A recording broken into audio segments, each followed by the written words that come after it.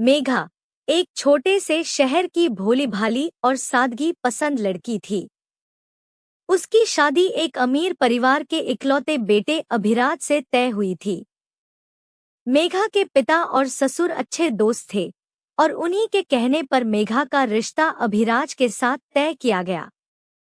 शादी की तैयारियां धूमधाम से होनी थी, मगर मेघा के पिता की अचानक मृत्यु के बाद उनके अंतिम दिनों की इच्छा पूरी करने के लिए शादी जल्दी में हो गई। मेघा के पिता के जाने के बाद उसकी जिंदगी में एक नई शुरुआत हुई। वह ससुराल आई और उसका स्वागत फूलों से किया गया। उसकी सास नहीं थी और उसका पति अभिराज उसका स्वागत करने के बजाय उसे अनदेखा करने लगा। शादी के बाद अभिराज का व्यवहार बेहद ठंडा और अजीब था। मेघा ने सोचा कि शायद उनके बीच समय के साथ प्यार बढ़ेगा, मगर अभिराज उसे अपनी पत्नी मानने को तैयार नहीं था। अभिराज ने मेघा को नजदीक आने से भी मना कर दिया और खुलकर कहा कि वह इस शादी से खुश नहीं है। मेघा इस व्यवहार से बेहद आहत थी, मगर उसने अपने ससुर की बातों पर भरोसा किया, जिन्होंने कहा कि अभिराज का व्यवहार समय के साथ बदल जाएगा। लेकिन कुछ भी बदलता नहीं दिख रहा था और अभिराज किसी और लड़की से बातें करने में व्यस्त रहता था। यह लड़की अक्सर उनके घर भी आती थी और मेघा के सामने ही अभिराज उससे प्यार भरी बातें करता था। मेघा ने इस बारे में अपने ससुर से बात की, जिन्होंने उसे धैर्य रखने की सलाह दी। ससुर का मानना था कि अभिराज बस भटक गया है और एक दिन समझ जाएगा कि उसकी असली पत्नी मेघा ही है, जो उसके जीवन को संवार सकती है। मेघा के लिए यह समय बेहद कठिन था। वह हर दिन कोशिश करती अपने पति का दिल जीतने की।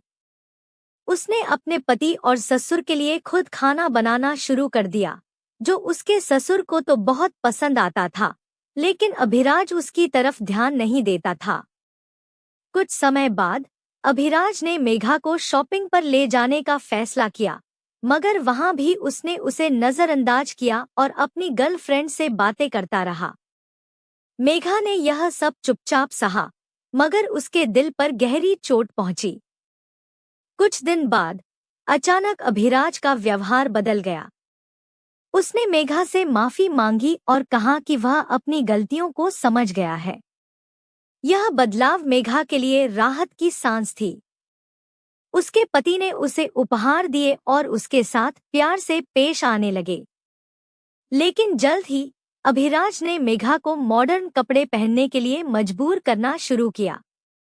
हालांकि मेघा को यह पसंद नहीं था, मगर वह अपने पति को खुश करने के लिए यह सब करती रही।